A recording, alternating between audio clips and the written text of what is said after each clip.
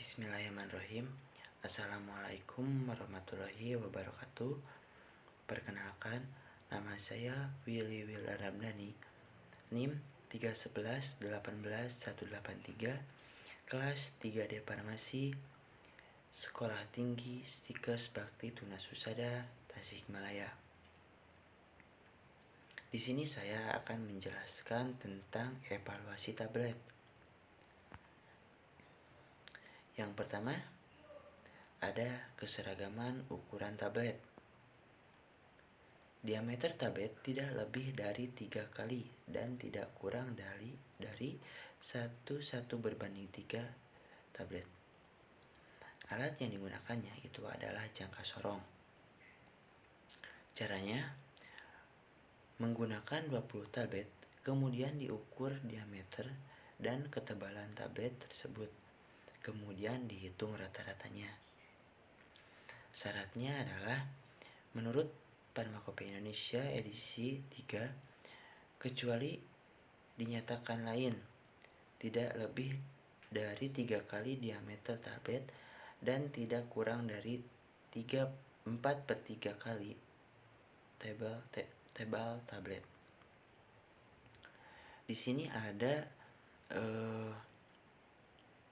alat yang digunakannya. Ini ada alat yang secara manual, otomatis, kemudian cara pengukuran tabletnya. Tablet kemudian diukur menggunakan jangka sorong, kemudian dihitung rata-ratanya, kemudian dicatat hasilnya.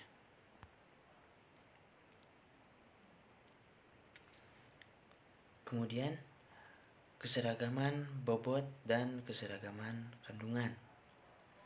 Tujuannya adalah dilakukan uji keseragaman tablet, yaitu jika suatu tablet memiliki keseragaman bobot yang sama, diharapkan tablet tersebut memiliki kandungan zat aktif yang sama juga sehingga efek terapi pun dapat dicapai dengan seragam. Syaratnya adalah 2 tablet tidak sama dengan menyimpang kolom A dan 1 tablet tidak sama dengan kolom B. Bisa kita lihat, bobot rata-rata ini ada 2 mg atau kurang, 2 mg sampai dengan 150 mg, 105 mg sampai dengan 300 mg, atau lebih dari 300 mg.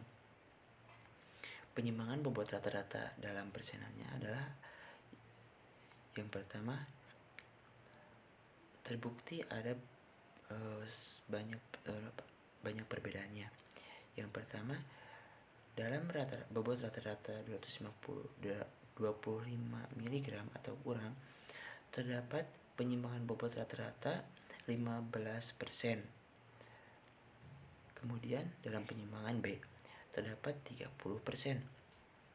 Kemudian dalam bobot rata-rata 26 mg sampai dengan 150 mg, penyimpangan bobot rata-rata dalam kolom A 10%, kemudian dalam kolom B 20%.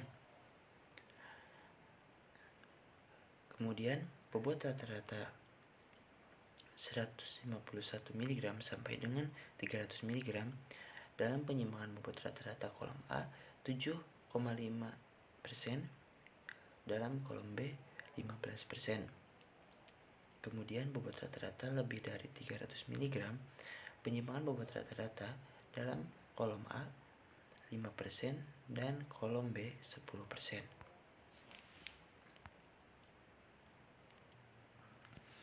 Kemudian prosedurnya adalah timbang 20 tablet satu persatu, hitung bobot rata-ratanya dan penyimpangan bobot rata-ratanya.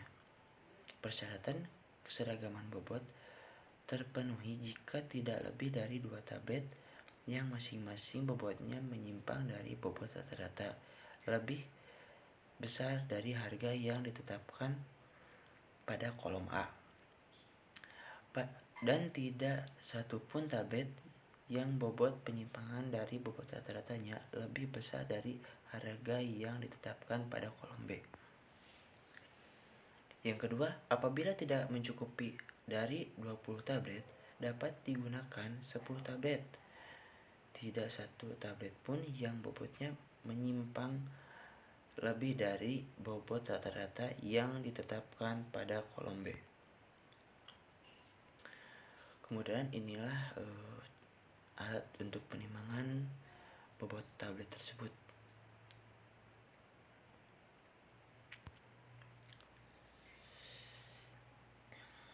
Kemudian waktu hancur. Uji waktu hancur ini tidak menyatakan bahwa sediaan atau bahan aktifnya terlalu sempurna. Sediaan dinyatakan hancur sempurna bila sisa sediaan yang ditinggal pada kasa alat uji merupakan massa lunak yang tidak mempunyai inti yang jelas. Persyaratannya, waktu hancur untuk tablet tidak bersalut adalah kurang dari 15 menit. Untuk tablet salut gula dan solut non-enterik kurang dari 30 menit. Sementara untuk tablet salut enterik tidak boleh hancur dalam waktu 30 menit dalam medium asam dan harus segera hancur dalam medium basah. Ini adalah alat untuk penghancur suatu tablet yang kita bisa memberi nama disintegration tester. Caranya, tablet yang akan diuji sebanyak 6 tablet dimasukkan ke dalam tiap tab.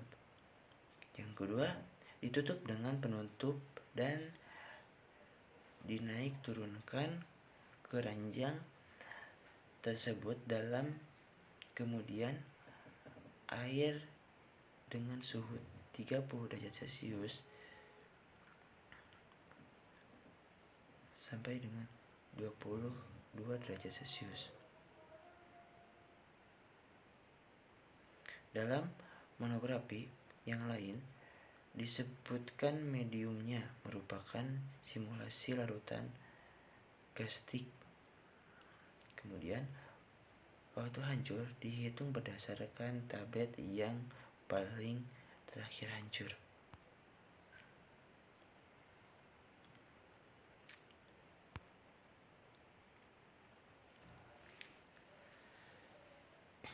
Kemudian uji kekerasan tablet.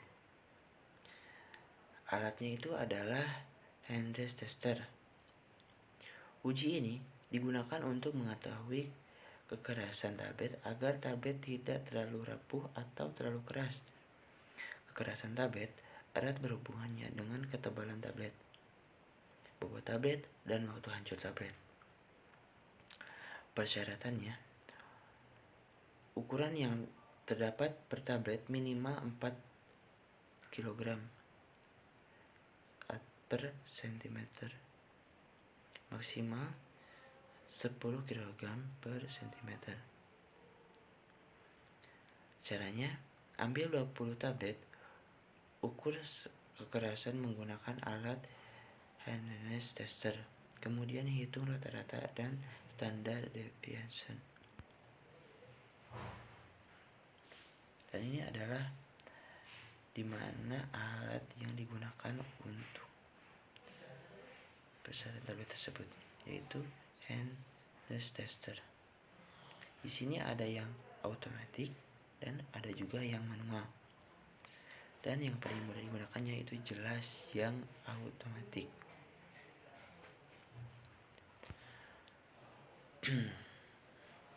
Kemudian uji keregasan. Reliability adalah persen bobot yang hilang setelah tablet digunjang.